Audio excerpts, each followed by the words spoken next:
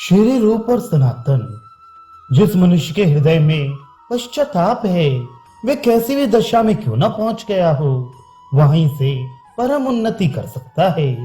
किंतु जिसे अपने बुरे कर्मों पर दुख नहीं होता, जो अपनी गिरी दशा का अनुभव नहीं करता, जिसे समय के व्यर्थ बीत जाने का पश्चाताप नहीं, वे चाहे कितना भी बड़ा विद्वान हो, कैसा भी ज्ञानी हो, कितना भी विवेकी हो, वे उन्नति के सुंदर शिखर पर कभी भी पहुंच नहीं सकता। जहां पूर्वकृत कर्मों पर सच्चे हृदय से पश्चाताप हुआ, जहां सर्वस्व त्याग कर प्यारे के चरणों में जाने की इच्छा हुई, वहीं समझ लो उसकी उन्नति का श्री गणेश हो गया। वे शीघ्र ही शैल शिखर पर बैठे हुए अपने प्यारे के पाद पद्मों को चूमने में समर्थ हो सकेगा। रूप और सनातन, इन दोनों भाइयों का प्राथमिक जीवन विषय पुरुषों का सा होने पर भी अंत में ये पश्चाताप के प्रभाव से प्रभु के पाद पद्मों तक पहुंच सके, और उन्हीं की भक्ति के प्रभाव से वे जगत मान्य महापुरुष हो गए। रूप सनातन के पूर्वज कर्नाटक देश के रहने वाले थे। इनके प्रपितामह पद्मनाभ किसी कारण विशेष से कर्नाटक देश को छोड़कर नवहट्ट में आकर रहने लगे थे। उनके 5 लड़के और 18 कन्याएं हुई। सबसे छोटे पुत्र का नाम मुकुंद देव था। मुकुंद देव के कुमार देव नामक परम भागवत पुत्र हुए। वे प्रायः लेन देन और वाणिज्य व्यापार का काम करते थे।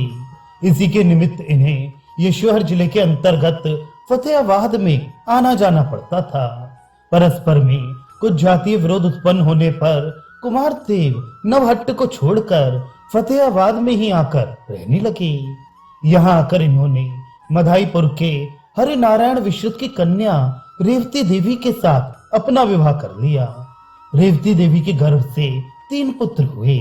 वे तीनों ही परम भागवत वैष्णव समाज के सर्वोत्कृष्ट शिरोभूषण के समान हुए। माता पिता ने इनके नाम अमर, संतोष और अनूप रखे। पीछे से यही रूप, सनातन और बल्लभ इन नामों से प्रसिद्ध हुए।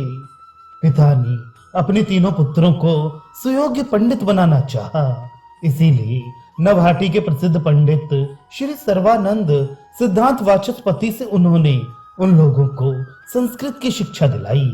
उन दिनों फारसी राजभाषा थी। राज के कामों में फारसी का ही बोलबाला था।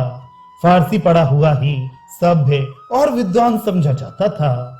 उसे ही राज्य में बड़ी बड़ी नौकरियां मिल सकती थीं। फारसी पढ़ा लिखा साधारण काम नहीं कर सकता था।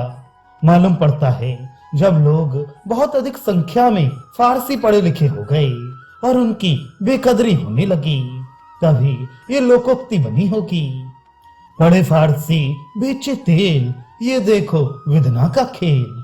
अस्तु, रूप सनातन के पूज्य पिताजी ने अपने पुत्रों को संस्कृत के साथ ही साथ फारसी का भी पंडित बनाना चाहा।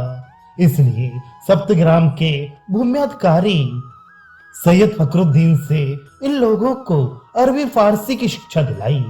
ये मेधावी और तीक्ष्ण बुद्धि के तो बाल्यकाल से ही थे, इसलिए थोड़े ही दिनों में संस्कृत, अरबी और फारसी के अच्छे पंडित हो गए।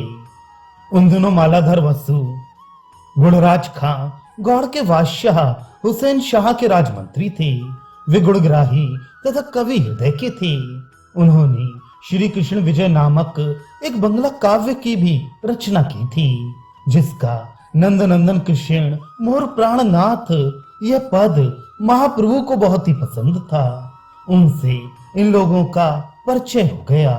वे इनकी कुशाग्र बुद्धि और प्रतिपन्न मति से बहुत ही संतुष्ट हुए और इन्हें राज दरबार में नौकर करा दिया। ये अपनी बुद्धि की तीक्ष्णता और कार्यपटुता के कारण शीघ्र ही बादशाह के परम कृपा पात्र बन गए और बादशाह ने प्रसन्न होकर इन्हें अपना राजमंत्री बनाया। पद वृद्धि के साथ इनकी वैभव वृद्धि भी होने लगी। साथ ही हिंदू धर्म की कट्टरता भी कम होने लगी। इन्हें मुसलमानों से कोई परहेज नहीं था। ब्राह्मण होने पर भी इनका खान पान तथा वेशभूषा सब मुसलमान रईसों का सा ही था। यहाँ तक कि बादशाह ने इनके नाम भी मुसलमानों के से ही रख दिए। बादशाह सनातन को दाविर खास और रूप को शाकिर मलिक के नाम से पुकारता था। राज्य में ये इन्हीं नामों से प्रसिद्ध थे। इनके पुराने नामों को कोई जानता भी नहीं था। इन्होंने अपने रहने के निमित्त गौड़ के समीप ही रामकेली नाम से एक नया नगर बसाया और उसी में अपना सुंदर सा महल बनाकर खूब ठाट बाट के साथ रहते थे। इनके आचरण चाहे कैसे भी हों, किंतु ये संस्कृत के विद्वान पंडितों का तथा साधु वैष्णवों का सदा सम्मान करते रहते थे। रामकेली से थोड़ी दूर पर इन्होंने कन्हई नाट्यशाला नाम से एक मूर्ति संग्रहालय बनवाया था। उसमें श्री कृष्ण की लीला संबंधी अनेक प्रकार की बहुत सी मूर्तियां थीं। उनमें से कुछ तो अब तक भी विद्यमान हैं। निरंतर के साधु संग तथा शास्त्र चिंतन से इन लोगों को अपने अपार वैभव से वैराग्य होने लगा। इनका मन किसी को आत्मसमर्पण करने के लिए अत्यंत ही व्याकुल होने लगा। अब इनकी प्रवृत्ति धीरे धीरे धर्म की ओर होने लगी। उसी समय इन लोगों ने महाप्रभु की प्रशंसा सुनी। उस समय महाप्रभु का भगवत नाम संकीर्तन एक नई ही नई वस्तु था। अब तक लोगों की ऐसी धारणा थी कि जो समाज के बंधनों को परित्याग कर देने के कारण एक बार समाज से पतित हो गया, वह सदा के लिए ही पतित बन गया। पीछे उसके उद्धार का कोई उपाय नहीं है। महाप्रभु ने इस मान्यता का जोरों से खंडन किया। वे इस बात पर जोर देने लगे कि चाहे कितना भी बड़ा पापी क्यों ना रहा हो, जो अनन्य भाव से भगवान का भजन करता है वह परम साधु ही मानने योग्य है, क्योंकि अब उसने उत्तम निश्चय कर लिया। भगवान में जिसका मन लग गया है वह फिर पापी रह ही कैसे सकता है। एक बार प्रपन्न होकर प्रभु की शरण में जाने से ही संपूर्ण पाप जलकर भस्म हो जाते हैं। भगवत नाम के प्रभाव से घोर पापी से पापी भी प्रभु के पाद पद्मों तक पहुंच सकते हैं। प्रभु के ऐसे उदार और सर्वभूत हितकारी भावों को सुनकर इन लोगों को भी अपने पूर्व जीवन पर पश्चाताप होने लगा और गौड़ेश्वर से छिपकर इन्होंने एक पत्र प्रभु के लिए नवद्वीप भिजाया। उसमें इन्होंने अपने पतित अवस्था का वर्णन करके अपने उद्धार का उपाय जानना चाहा। प्रभु ने इनके पत्र के उत्तर में यह उत्तर दिया कि परपुरुष से संबंध रखने वाली व्यभिचारिणी स्त्री बाहर से घर के कार्यों में व्यस्त रहकर भी भीतर ही भीतर उस नूतन जार संगम रूपी रसायन का ही आस्वादन करती रहती है। इसी प्रकार बाहर से तो तुम राजकाजों को भले ही करते रहो, किंतु हृदय से सदा उन्हीं हृदय रमण के साथ क्रीड़ा विहार करते रहो।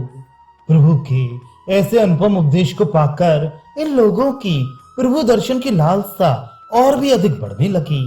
जब इन्होंने सुना कि प्रभु तो संन्यास लेकर पुरी चले गए हैं, तब तो ये और भी अधिक व्याकुल हुए। हुसैन शाह इन्हें बहुत अधिक मानता था और इनके ऊपर पूर्ण विश्वास रखता था।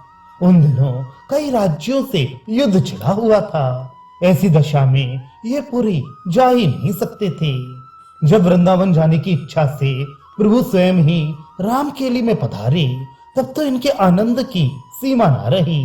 ये मन ही मन प्रभु के भक्त वत्सलता की प्रशंसा करने लगे। सब लोगों के समक्ष ये लोग प्रभु से स्पष्ट तो मिल ही नहीं सकते थे, इसलिए एकांत में प्रभु के दर्शनों की बात सोचने लगे। जब सभी लोग सो गए और संपूर्ण नगर में सन्नाटा छा गया, तब अर्धरात्रि के समय ये अपने प्यारे के संग सुख की इच्छा से साधारण वेश में चले। उस समय अत्यंत दीन होकर और दांतों में तृण दबाकर ये लोग प्रभु के निवास स्थान के समीप पहुंचे। उस समय सभी भक्त मार्ग के परिश्रम से थककर घोर निंद्रा में पड़े सो रहे थे। इन्होंने सबसे पहले नित्यानंद जी तथा हरदास जी को जगाया और अपना परिचय दिया। इन दोनों भाइयों का परिचय पाकर नित्यानंद जी परम प्रसन्न हुए और उन्होंने धीरे से जाकर प्रभु को जगाया और इन दोनों भाइयों के आने का संवाद दिया। प्रभु ने उसी समय दोनों को अपने समीप बुलाने की आज्ञा दी। प्रभु की आज्ञा पाकर पुलकित शरीर से अत्यंत दीनता के साथ ये लोग प्रभु के समीप पहुंचे और जाते ही व्याकुलता के साथ प्रभु के पैरों में गिरकर जोरों से रुदन करने लगे। प्रभु अपने कोमल करों से बार बार इन्हें उठाते थे, किंतु ये प्रेम के कारण प्रभु के पाद पद्मों को छोड़ना ही नहीं चाहते थे। अत्यंत ही करुणा के स्वर में ये प्रभु से अपने उद्धार की प्रार्थना करने लगे। प्रभु ने इन्हें आश्वासन देते हुए कहा, तुम लोगों के रुदन से मेरा हृदय फटता है। तुम दोनों ही परम भागवत हो और मेरे जन्म जन्मांतरों के सुहृद हो। मैं तुम्हारे दर्शनों के लिए व्याकुल था। रामकेली में आने का मेरा और दूसरा कोई अभिप्राय नहीं था। यहाँ तो मैं केवल तुम दोनों भाइयों के दर्शनों के लिए ही आया हूँ। आज से तुम्हारा नूतन जन्म हुआ। अब इन मुसलमानी नामों को त्याग दो। आज से तुम्हारे नाम रूप और सनातन हुए। प्रभु के इन प्रेमपूर्ण वचनों से दोनों भाइयों को परम संतोष हुआ और ये भांति भांति से प्रभु की स्तुति करने लगे। अंत में सनातन ने प्रभु से कहा, प्रभु इस युद्ध काल में और इतनी भीड़ भाड़ के साथ वृंदावन यात्रा करना ठीक नहीं है। वृंदावन को तो अकेले ही जाना चाहिए। रास्ते में इन सब का प्रबंध करना, देख रेख रखना और सबकी चिंता का भार उठाना ठीक नहीं है। इस समय आप लौट जाएं और फिर अकेले कभी वृंदावन की यात्रा करें।